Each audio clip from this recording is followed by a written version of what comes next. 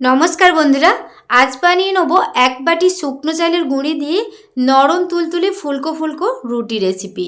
আর এই এক বাটি শুকনো চালের গুঁড়ি দিয়ে আপনারা প্রায় 16-17টার মতো রুটি বানিয়ে নিতে পারবেন।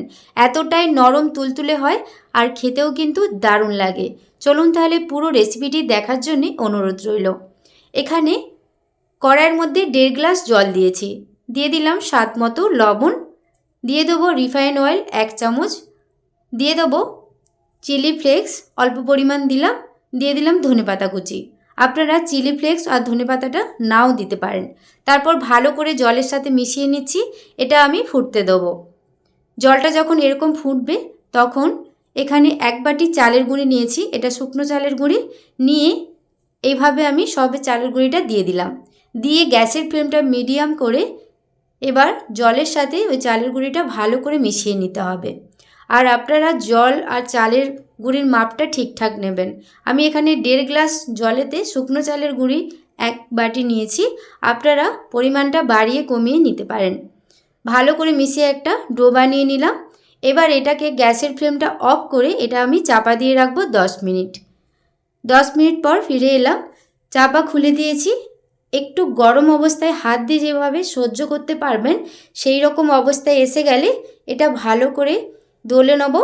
যেমন আমরা আটা ময়দা মাখাতে গেলে যেভাবে দোলে নিই সেইভাবেই একটু গরম অবস্থায় থাকতে থাকতে একটু সময় ধরে এটা ভালো করে দোলে নিতে হবে। ডোটা এখানে রেডি হয়ে গেছে। এবার ওখান থেকে কিছুটা করে লেচি করে নেব। যেমন আমরা রুটির যে সাইজে লেচি কাটি সেইভাবেই লেচিগুলো কেটে নেব।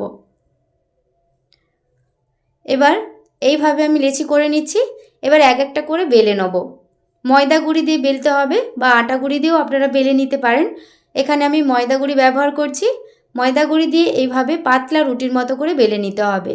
তবে যখন বেলবেন তখন হালকা হাতে বেলতে হবে। একটা রুটি আমি বেলে নিয়েছি। আর এই চালের রুটি বানাতে গেলে একটু ফেটে যায় ধারগুলো। এর সমান করে নেওয়ার জন্য এখানে একটা বড় বাটি সাইজ করে নিয়েছি। আপনারা ছোট বড় পছন্দ মতো করে নেবেন। তারপর এভাবে কেটে নেওয়ার পর দেখুন একটা রুটি আমি কেটে নিয়েছি, কত সুন্দর হয়েছে। এইভাবে আমি কয়েকটা বেলে নিচ্ছি। তারপর এক একটা রুটি আমি গরম তাওয়ার মধ্যে দিয়ে এক সাইড আমি হতে দেবো।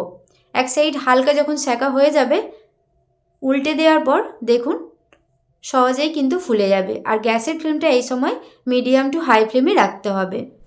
একটা ভাজা হয়ে গেছে, আমি তুলে নিচ্ছি। একইভাবে বাদবাকি আমি রুটিগুলো ভেজে নেব। মিডিয়াম টু হাই ফ্লেমে এগুলোকে ভেজে নিতে হবে। আমার চ্যানেলে আপনি যদি নতুন হয়ে থাকেন প্লিজ আমার চ্যানেলটি সাবস্ক্রাইব করবেন আর পাশে থাকা বেল আইকনটা পুশ করে দেবেন আমার নতুন ভিডিও পাওয়ার জন্যে। ফেসবুক পেজ থেকে যদি দেখে থাকেন প্লিজ আমার ফেসবুক পেজটা ফলো করে দেবেন। এখানে কতগুলো রুটি আমি ভেজে নিয়েছি, দেখুন কত সুন্দর হয়েছে। এটা আমি আলু মটরের সবজি দিয়ে পরিবেশন করব।